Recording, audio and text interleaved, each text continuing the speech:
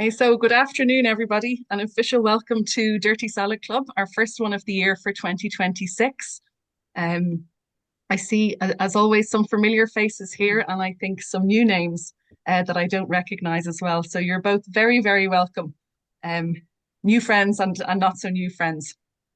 A lot of you are familiar with Dirty Salad Club and the format and how we run things. For any of you that are here for the first time, Dirty Salad Club is an initiative we set up a few years ago in the beginning of the pandemic as a forum for anybody who's working in the L&D space, in the HR space, in work and organizational psychology, executive coaching, to all get together. Because we're all people, and I think at the beginning of the pandemic we panicked and thought we wouldn't get a chance to interact with anybody. So we decided to set this up. And the name Dirty Salad Club is something people are always curious about. And it really reflects a few things. Dirty in that this is a space for us to learn together, to maybe ask questions and discuss things that we mightn't talk about in front of our clients or with our clients. So it's a really safe space. The salad is that it's healthy, it's good for us, we connect together, we're learning together. And the club references that we all tend to have similar professional interests, all interested in how we can help people in organizations to develop one way or another, be that more courageous, as we're looking at today, be better leaders, be more better able to manage stress, whatever it might be. And so for today's session, the first Dirty Salad Club of the year, we are absolutely thrilled to have with us Carol Mannion, Niamh McElwain, and Kathy Owens of the Courage Project here to talk with us about courageous leadership. And between them, these ladies have a wealth of experience in everything from executive coaching, strategic HR, learning and development. And I think a lot of you on the call will know some combination of the ladies already.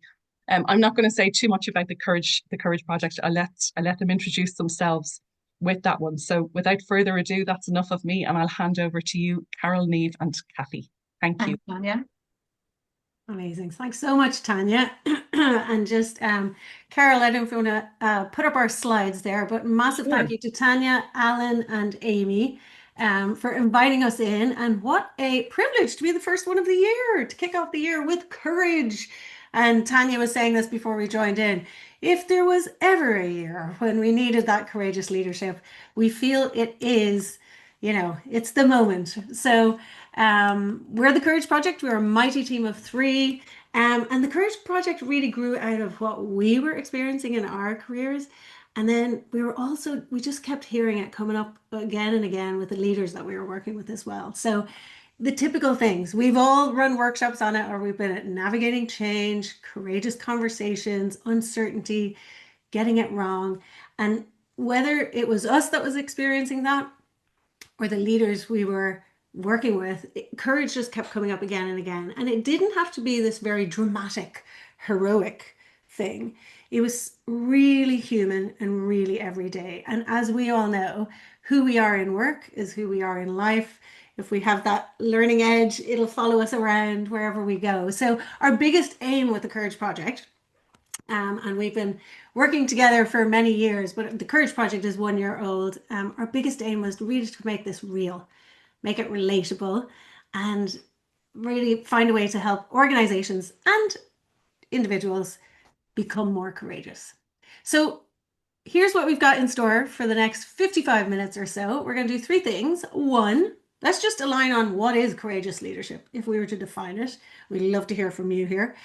Two, we'll give you three nuggets to take away on courage. And then the third piece is over to you. How courageous are you? And you might be surprised. You might be more courageous than you think. And we will use our courage compass. We'll get you to do this questionnaire and you can determine, yeah, how courageous am I? And if I want to build the muscle, because it is a muscle, how would I do that? Where would I focus? So let's kick off with definition. So go ahead and type in chat. What does courageous leadership mean to you? And I can get us started by thinking of things like, yeah, that courageous conversation that we talked about. But do type in chat. When you think of courageous leadership, what does that look like to you? Yeah, Alan, vulnerable, brave, being bold and taking accountability. Absolutely. Making hard decisions, being honest, transparency, all of those things. And oh, Cara, that's a good one. Ethical. And Tanya asking the brave questions, standing up for what's right. It's so interesting, right? Look at all these words that are coming in here, Would highlighting anyone what like someone's going down. would anyone like to jump in and say more on any of those? Mm. I'd love to hear more context for why that's what jumped into your mind. Yeah, and maybe I'll call in Cara actually with ethical because that's resonating big time. Yeah, so I think that, a number of the items can happen, but without a moral compass, organizations can find them in such a place of toxicity. And that's starting from the top down, including to selection processes, and it can be kind of ongoing. So ethical kind of compass, moral compass, navigation of that is very important. Yeah, absolutely. And Pia, you mentioned resilience. Can you come off mute and just share a little bit? Yeah, I was thinking more around times can be very challenging. So sometimes when you don't know the full answer to things, you may have people who don't agree with you on certain decisions you have to make, etc. I think it's important to still be courageous enough and be resilient enough to stand up to those things if you believe you're doing the right thing as well. Yeah, I love that. Let's hear maybe one more there. Aoife, being bold as a leader, taking accountability. Say more about that. Yeah, I think it's kind of about that risk-taking piece and being courageous to stand up and have your voice as well, but also taking accountability for that too. Yeah.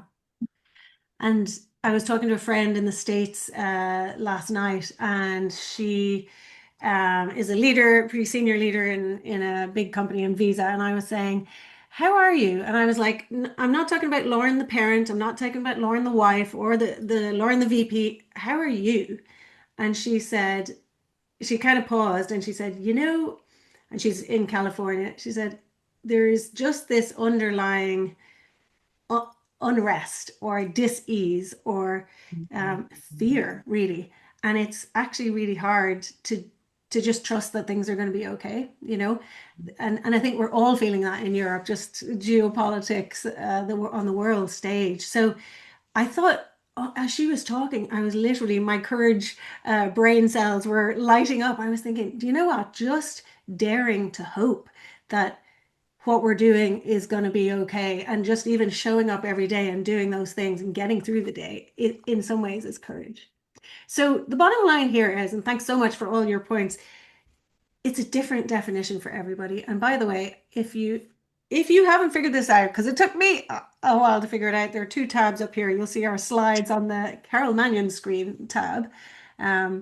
We all have our own definition. There's no one right definition. It's quite personal. But one thing that we've discovered is it's not just bold action, forward driving decisiveness. Sometimes courage is really quiet. Sometimes it's actually letting go. And just out of curiosity, what would you have to let go of if you were being courageous? Maybe type in chat or come off mute. What would you be letting go of if that was courageous? Old habits. Yes, certainly. Old habits that actually have shaped who you are. So you're kind of letting go of who you are. What else might you let go of? Yeah, assumptions about people. Perfectionism. Oh my gosh. Any perfectionists in here?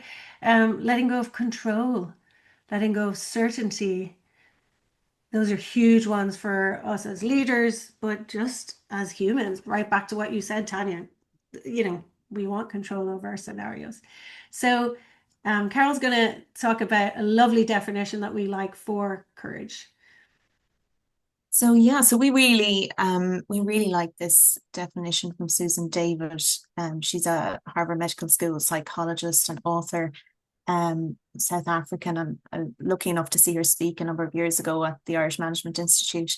And she talks about courage, not as the absence of fear, but as fear walking. And that idea comes up again and again when you start to read about courage, that it cannot exist without fear. They're like two sides of the same coin. And a key kind of skill for us in wanting to be courageous and courageous leaders is embracing that fear, embracing that discomfort. She also says that discomfort is the price of admission to a meaningful life, which just that one stuck with me for a while when I heard it. Discomfort is the price of admission to a meaningful life.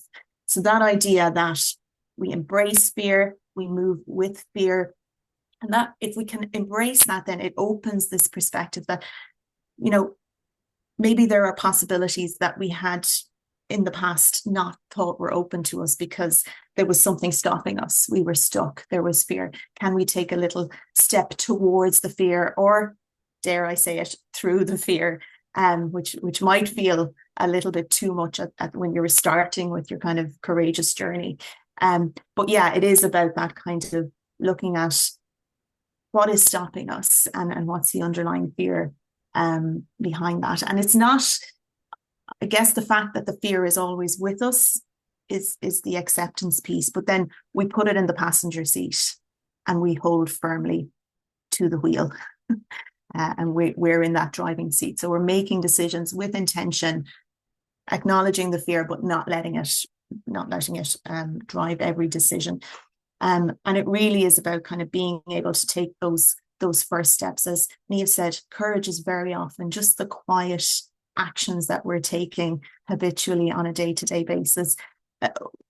Like courage as we kind of see it in popular culture, and that is all, you know, it can tend to be big and heroic.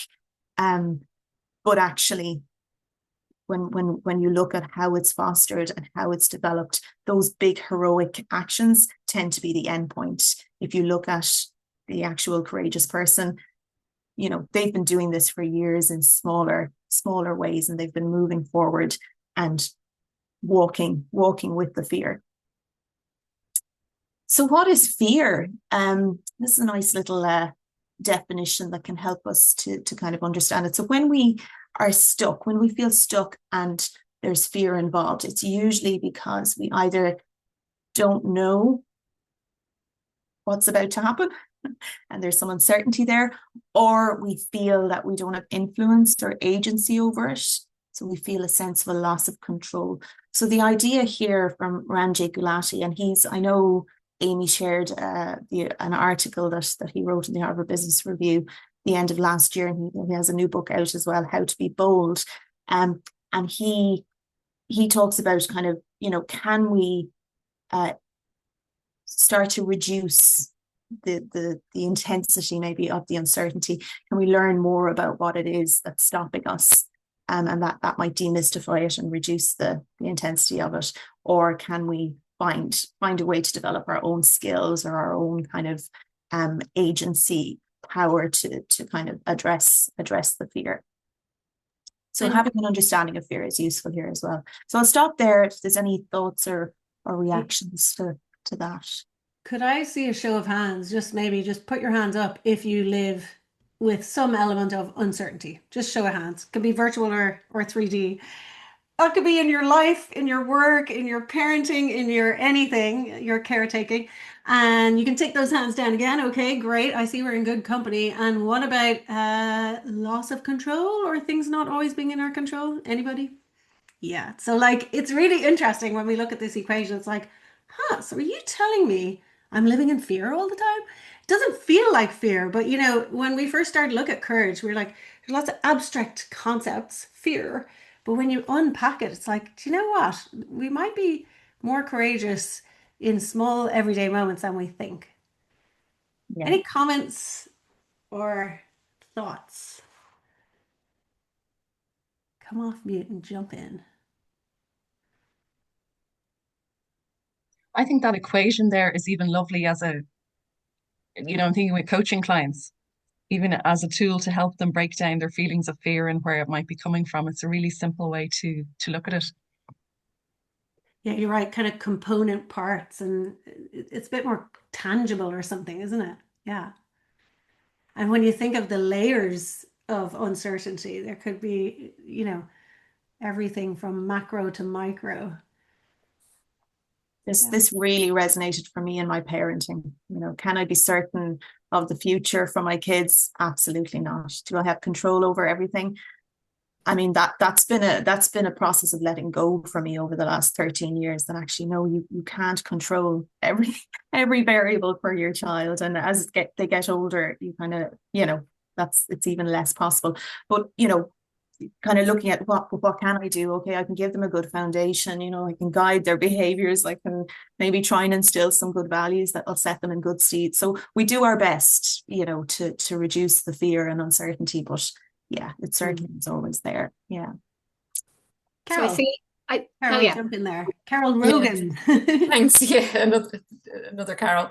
No, what jumped out of me actually when I saw the loss of control, I was thinking of that locus of control, you know, and the fact that some people feel they have more control over what's happening in their lives, and then other people, you know, don't have as much of a sense of control. So I suppose it's going to vary, yeah, I guess, from individual to individual.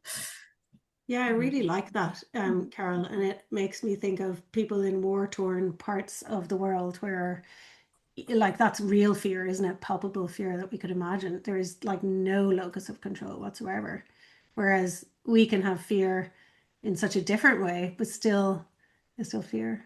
And how we see people who are in positions of power and authority not taking courageous action, and people who seemingly are at the bottom of the totem pole in terms of their power and their authority can do amazing things, you know, to and can show great courage.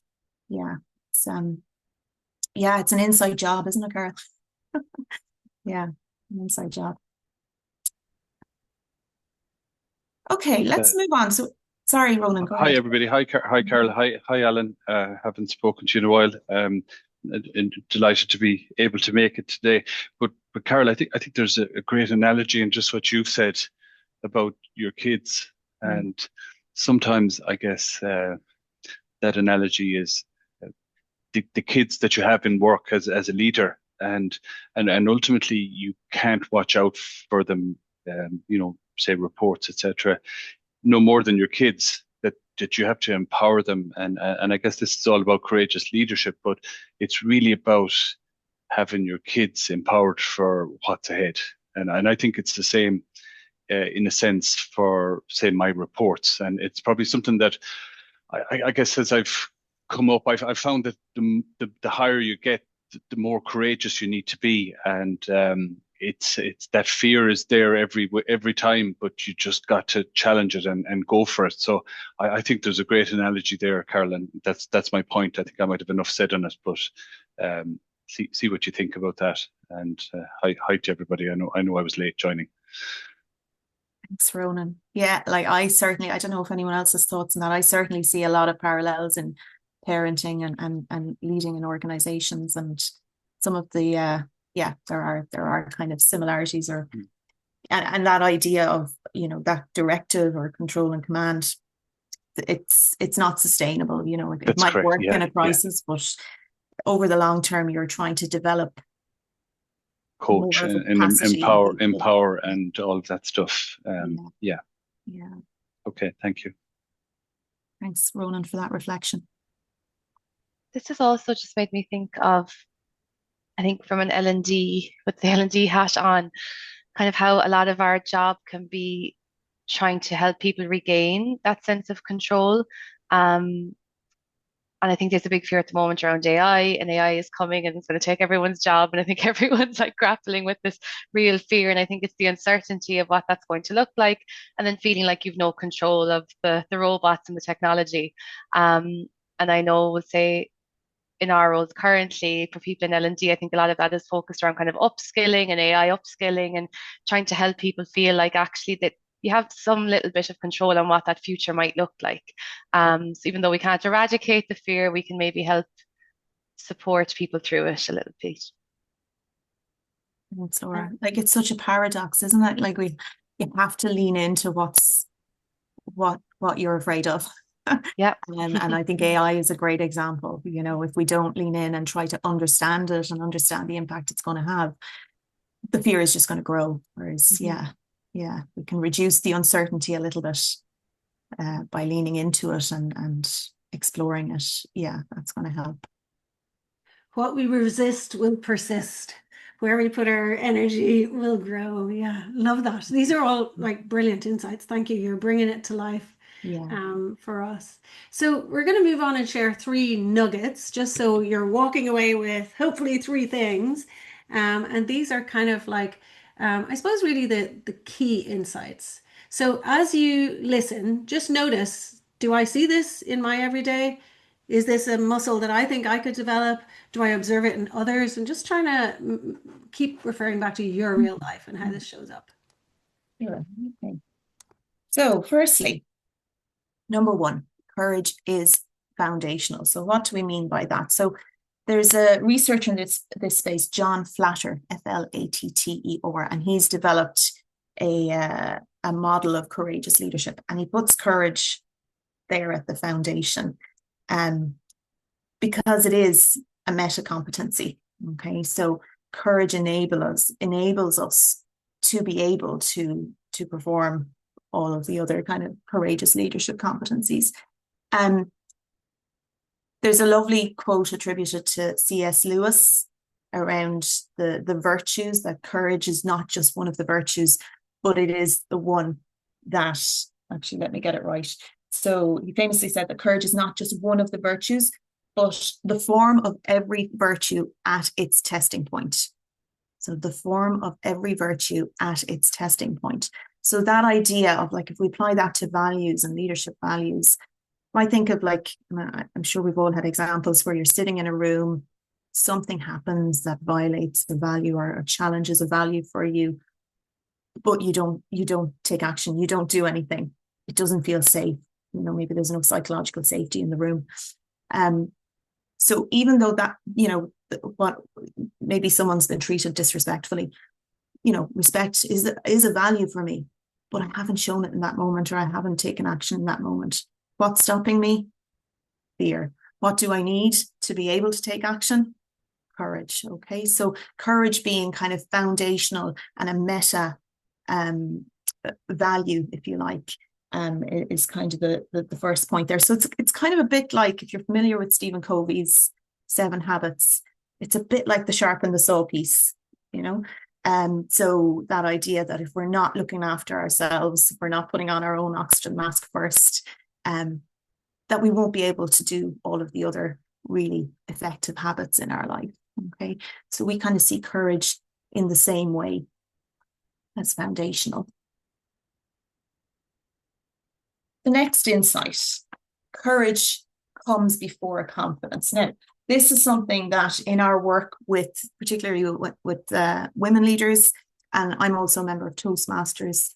So I've been in Lucan Toastmasters since 2019, and people come to the club, and very often their stated objective is, I just want to be more confident. I want to be more confident in my communication. I want to be able to stand up and deliver a presentation with confidence.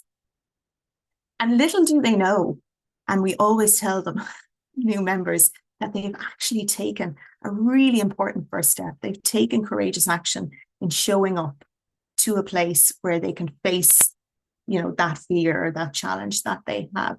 So the real work in developing confidence is not focusing on the confidence, but focusing on, what's my relationship with my own skills and capabilities?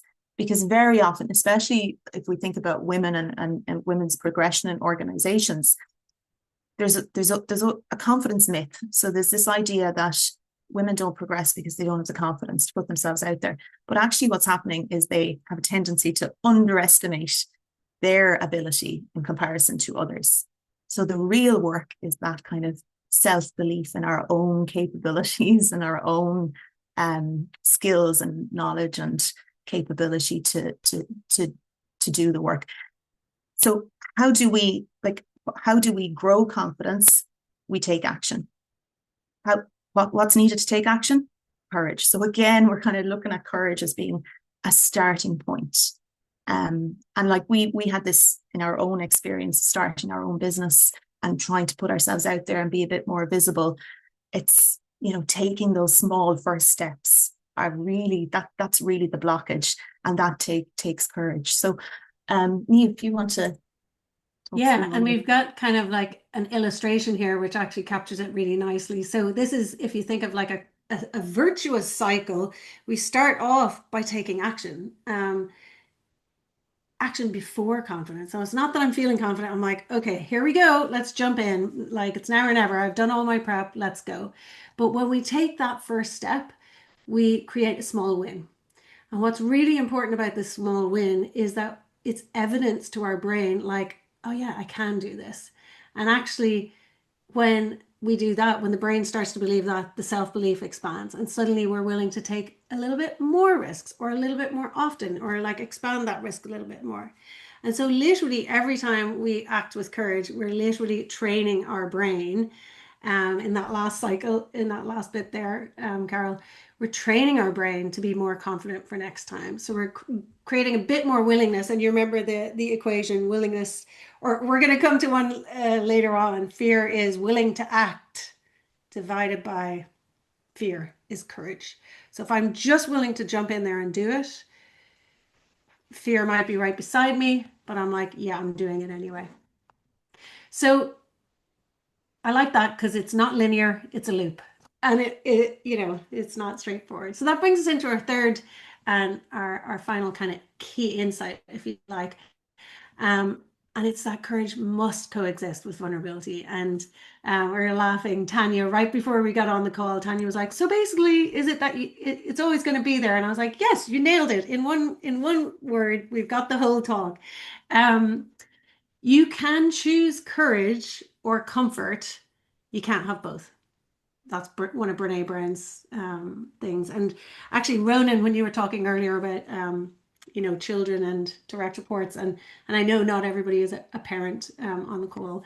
So, but all three of us have daughters, and we interviewed our daughters at one point. We said, "What's courage?" And my daughter was like, "Mama, will you stop talking about courage? Why do you keep asking me?" So I really had to work on her to get her answer. But one of them was like, "Oh, it's when I climbed to a really high tree."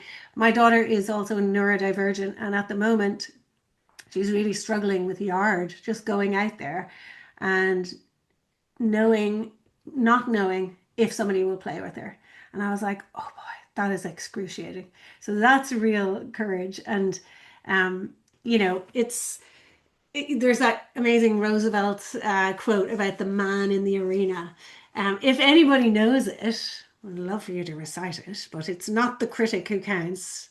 But anybody know it? Anybody want to take the stage? It's not the critic who counts, but it's the man in the arena with, his face is marred with sweat and blood and dust.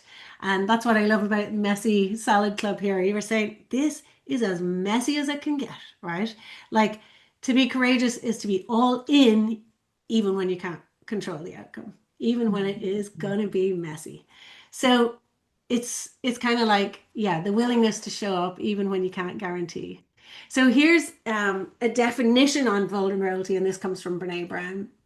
What is it? It's uncertainty, risk, and emotional exposure, right? That's fear, shame, guilt, embarrassment. Oh my God, like my skin is crawling just saying the words, but it's not a weakness. And Brene actually wrote a recent book. Has anybody read her most recent? Do we have any Brene fans on the call? Oh no, it's just us who are obsessed. Okay, good. Carol Rogan as well. She's coming to Dublin soon with Pendulum. But her most recent book, The Strong Ground, says it actually corrects some of her earlier research. And she's like, it's actually not fear itself that stops us from taking courageous action. It's actually the armor that we wear to hide the fear or the self-doubt or the embarrassment or the cringe. And we think that we need to be like bulletproof in order to be respected, and particularly with courageous leadership, what we might have is armored leadership. And if we really think about this, and I'd love for you to think right now, like, where do I see armored leaders? And to give you an example, an armored leader would be, I need to be the expert. I need to know the answer. I need to say what folks need to do. Whereas a daring leader is like, I'm a learner. I'm going to be honest about the uncertainty here. I don't have the answers, and they're focusing on getting it right in the long run rather than being right. Such an interesting distinction. So, and I remember one of the best managers I had was during COVID, and we're going to invite you to think about this now. But during COVID, it was like we were all there. Everything was changing week to week. People were out, people were in. And what she did was she said, and it was interesting organizationally, it was a collection of people who were all working on really, really different projects. So it was that classic thing of we're not acting as a collective team because we all are working on totally different projects and products. But she said, this is our home base. And she said, I have no idea what's going to happen. I can't give you answers about impending, reorg. But what I will do is we'll always have the honest conversation. And it was so amazing because she was just saying, if I can tell you something, I will. But if, and so it created this space. It was actually the best team I'd ever been on, really. So I think we were trauma bonding as well through COVID. But question over to you. So think of your own work, life, leadership, and just think, where do we pull up that armor? Is it about fitting in, saying the right thing, maybe just staying quiet, even though you're like, oh God, somebody should say something? And where could you shed your armor and be just that little bit more courageous? Yeah, Amy, thanks for the honesty. Absolutely. A little bit everywhere. Yeah, not speaking up for fear of getting it wrong, or just the hassle of it. And I mentioned my daughter is neurodivergent.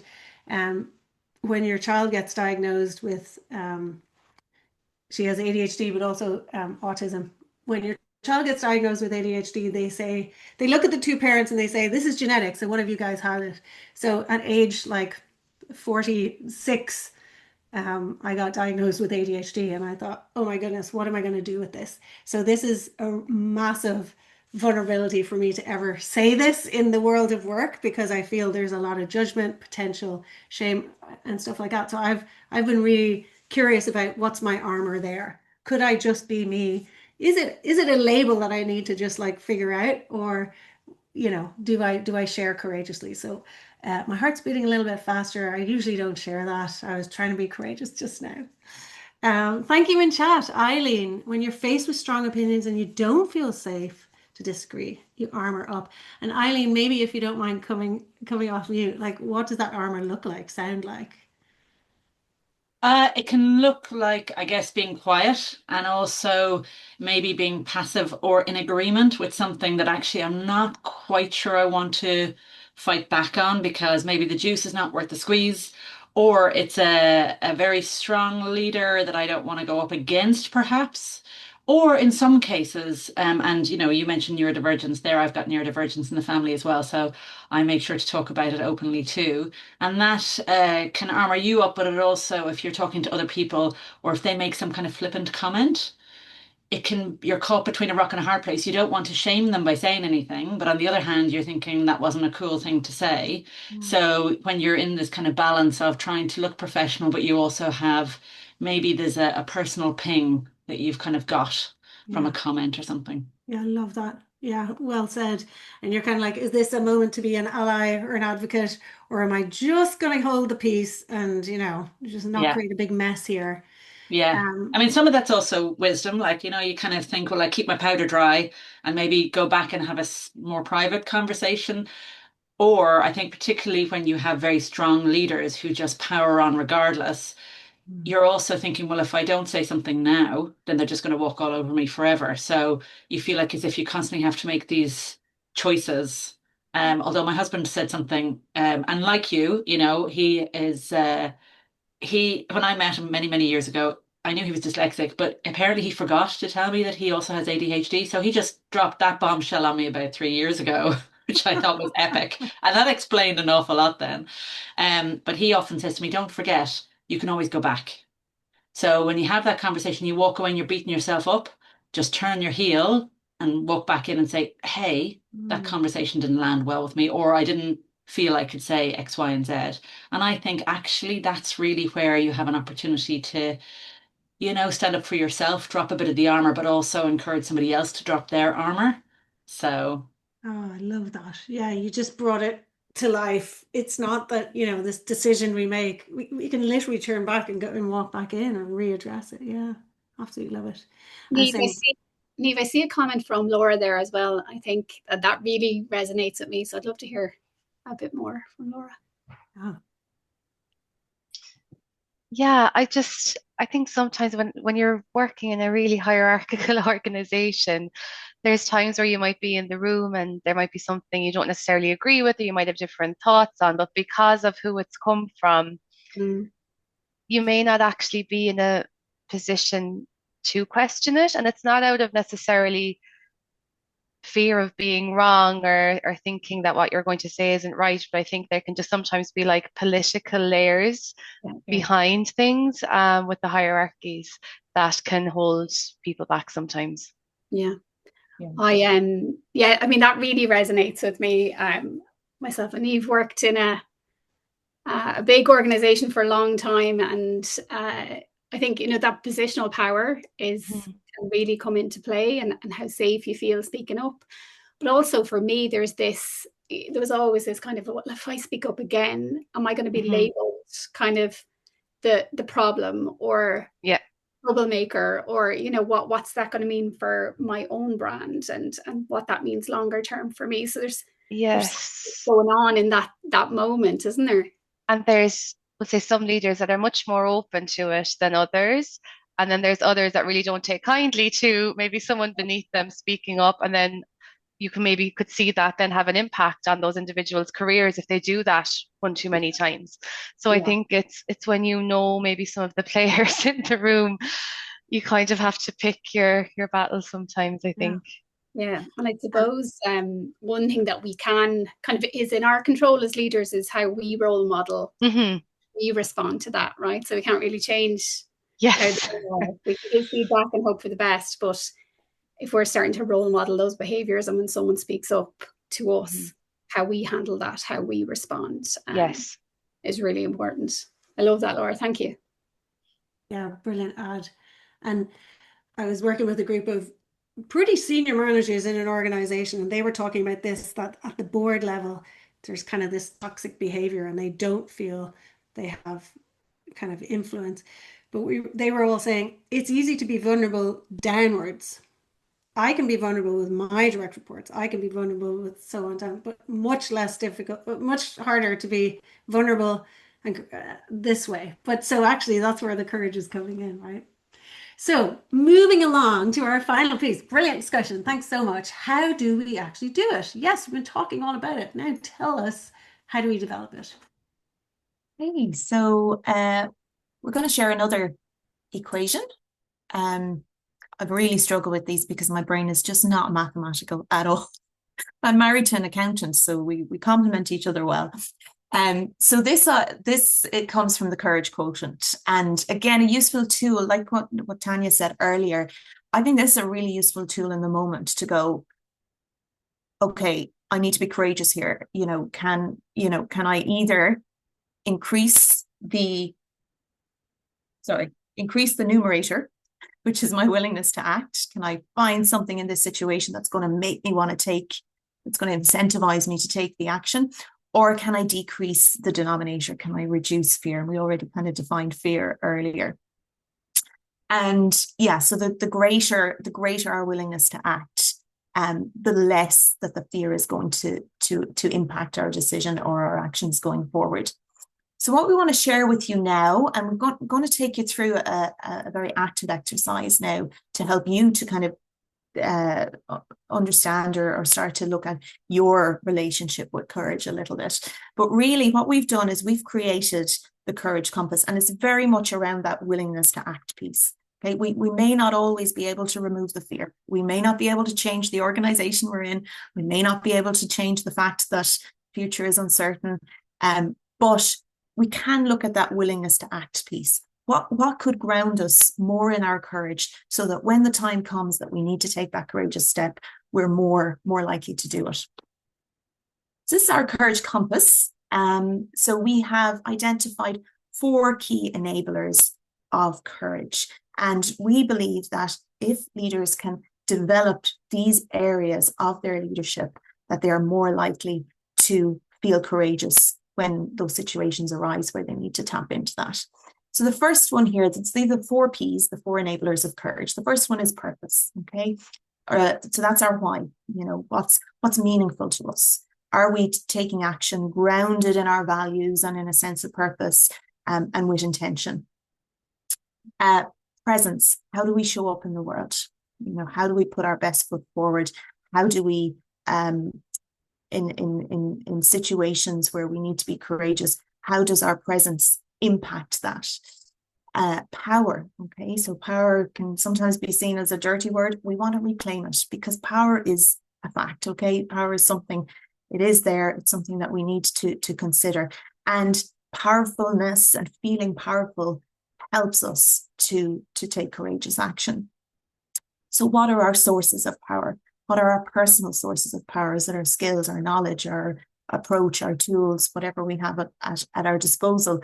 Or are there power dynamics going on in our organization, and understanding those and really having a good grasp of that, so that we know where it's safe to drop the armor. I would always say to people with the armor, the first step is becoming aware of your armor. Like, don't just shed it. I think you might just, when you read Brené Brown's book, you might be just, you might decide, oh, I'm just going to shed it and just show myself to the world. But actually become aware of it first, so that you're doing that intentionally. When you drop the armor, you've kind of thought through some of the consequences of that. And then our perspective, how we see ourselves, and how we see the world around us. Okay.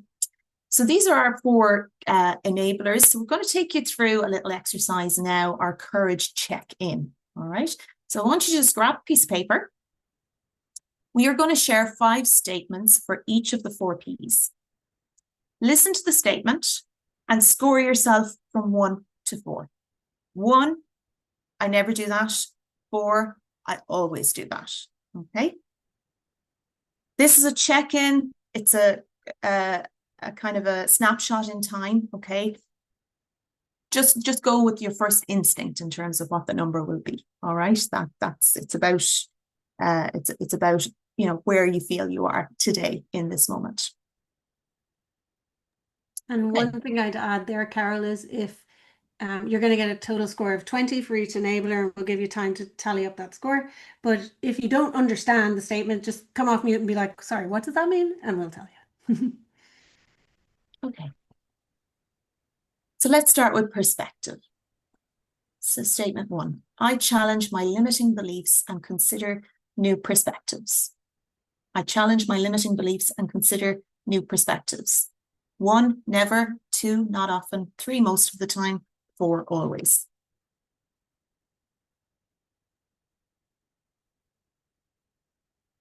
Next, I consider how external systems and environments influence my decisions and action.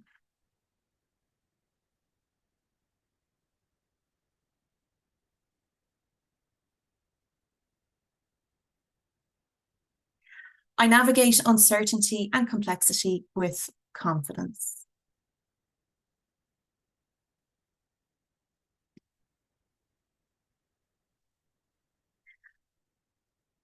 I seek out broad and diverse viewpoints to broaden my understanding.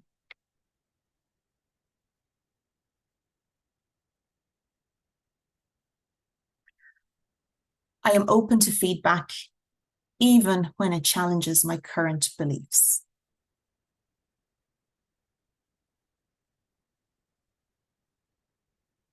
Okay, so tot up your score. You should have a score out of 20. And let's move on to the next enabler. We'll give you some time to reflect on it at the end, okay? So the next one is purpose. on the first statement is, I am clear on my why and what drives me. So 1 is not clear, 4 is really clear. The second one, I take courageous actions in my life and work. 1 is never, 4 is always. My daily actions align with my core values and long-term goals.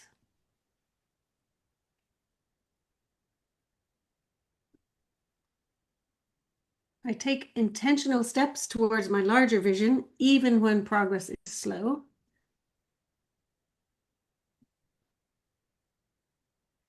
And the last one, I regularly reflect on whether my actions align with my greater purpose. And so again, you might want to write purpose if you haven't already, and just tot up all the scores and see what you've got out of 20.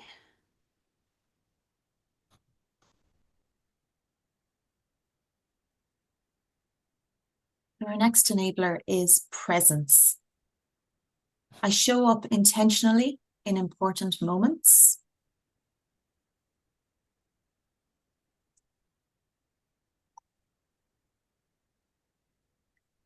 I communicate authentically and with confidence, even under pressure.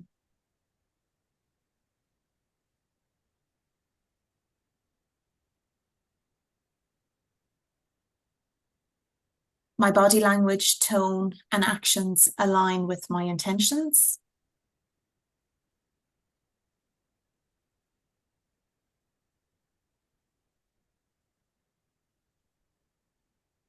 I actively listen and engage in meaningful conversations.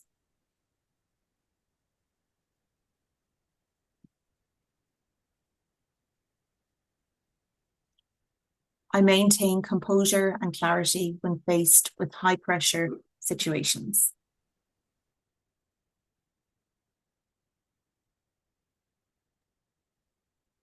So give yourself a score out of 20 for presence.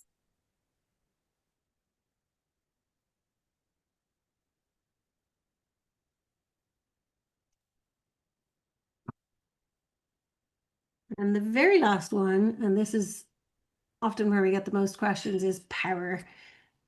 So hopefully this will unpack power a little bit. So I am aware of the different sources of power available to me. And in very small writing there, you'll see that it's things are like expertise, relationships. We talked about positional power earlier, but sometimes we actually have more power than we think. So I'm aware of those sources. Not at all or always.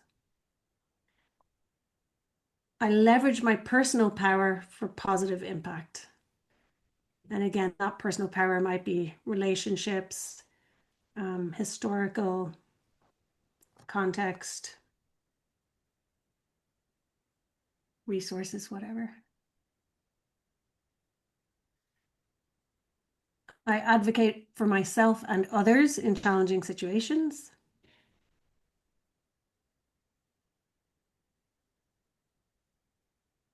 I recognize and use my influence to lift others up.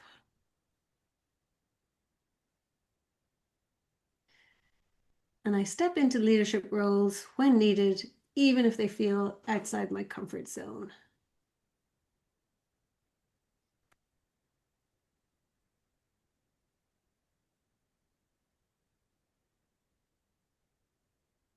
So again, add all those up.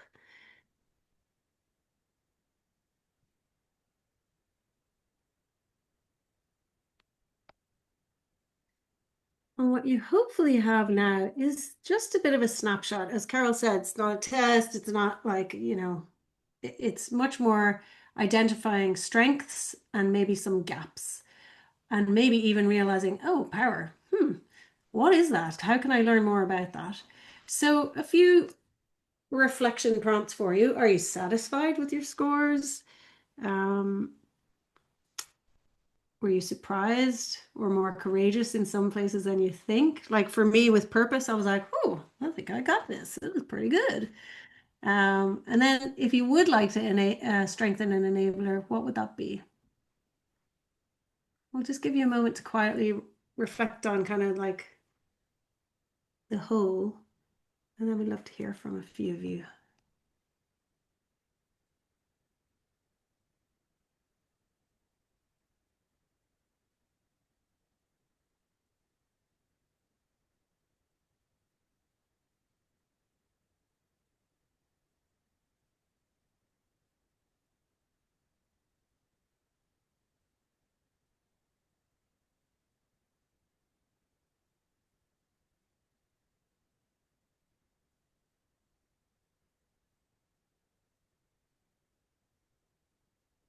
But to kick us off, let's perhaps, if you feel comfortable just typing your scores in chat just for, let's say, 1 or 2, and it might just be like, 17, 16, 15, and it's not about scores, it's much more just about pulse. For perspective, what were people coming up with here? What were your scores?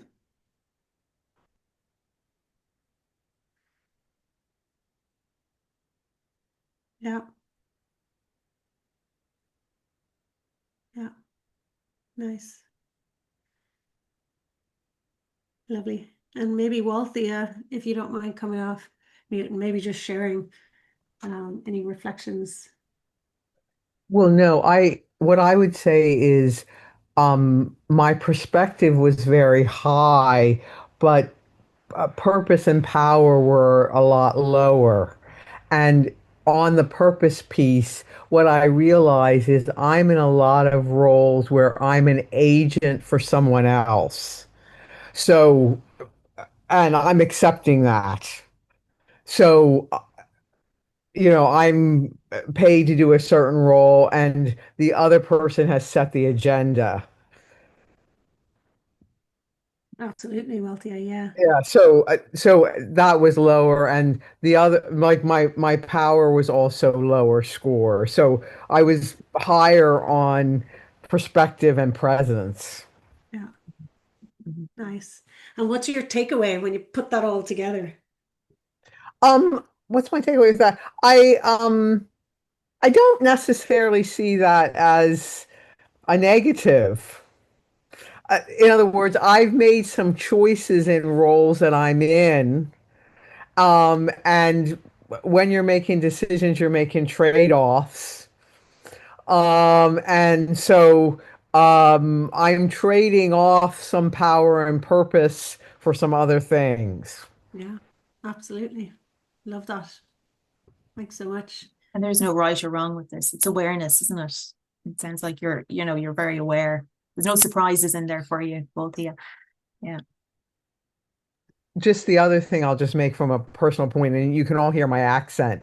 Um, I deal in situations where I'm dealing with multiple cultures. So I deal with UK culture, I deal with Irish culture, I deal with North American culture. So I have to switch between the three of them.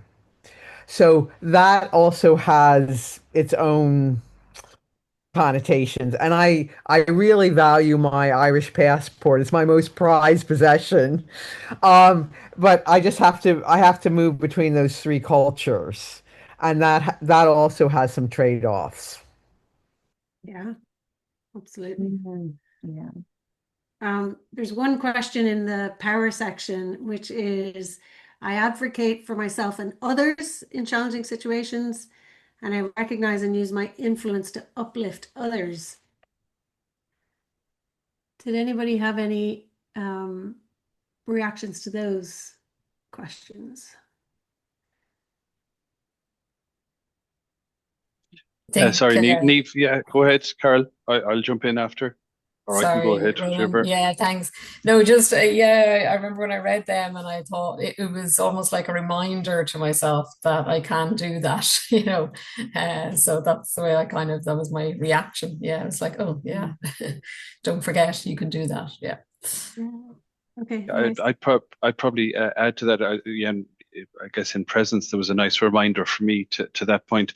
But in the power, I would be see myself defaulting to that to defend the team.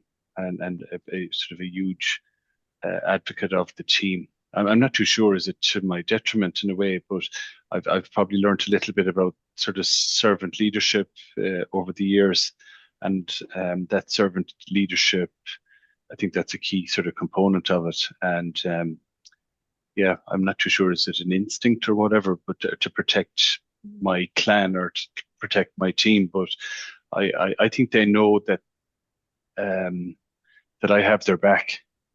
I think they do. They really do. And I don't think I'll ever change.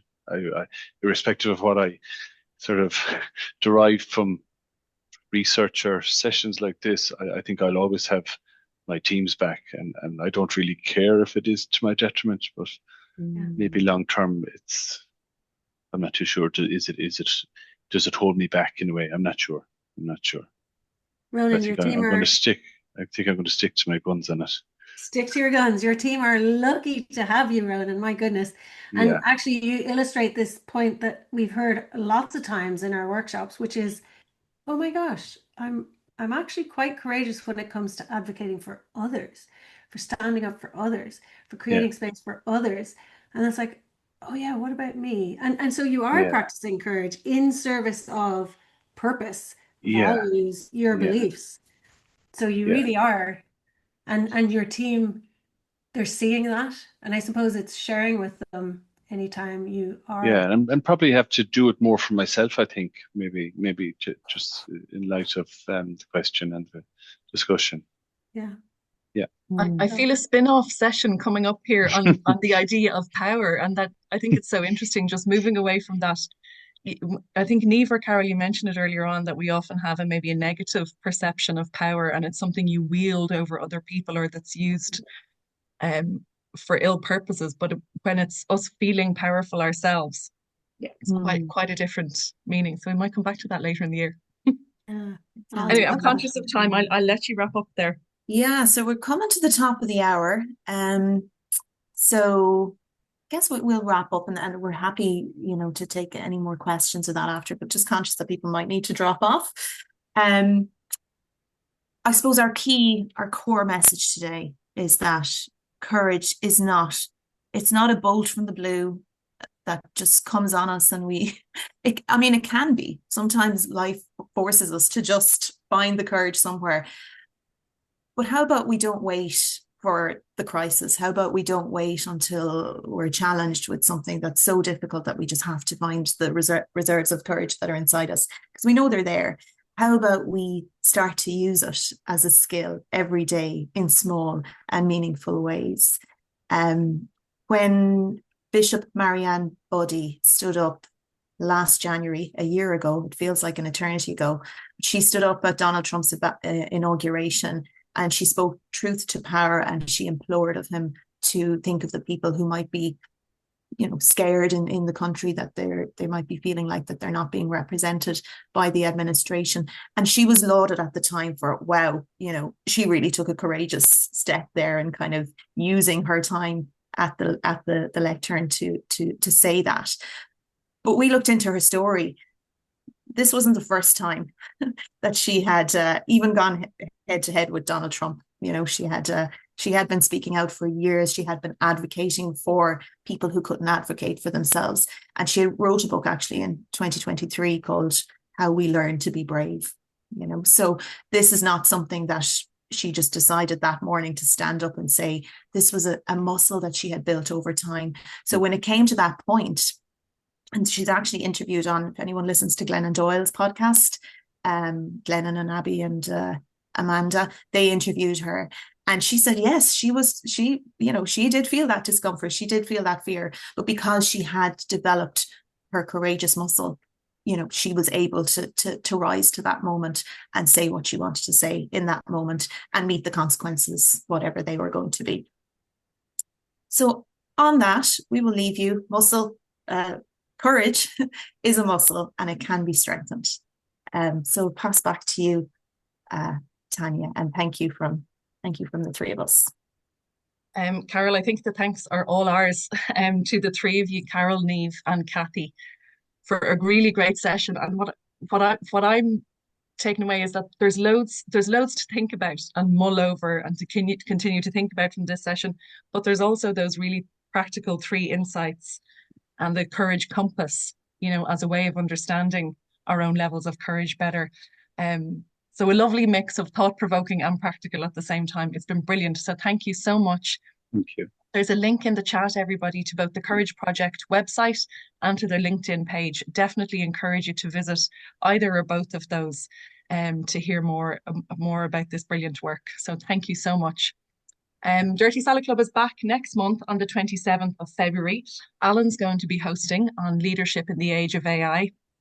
So this is not an information session about AI, but it's really how can leaders be more effective in the age of AI by really leaning into human capabilities, particularly those of awareness, compassion, and wisdom.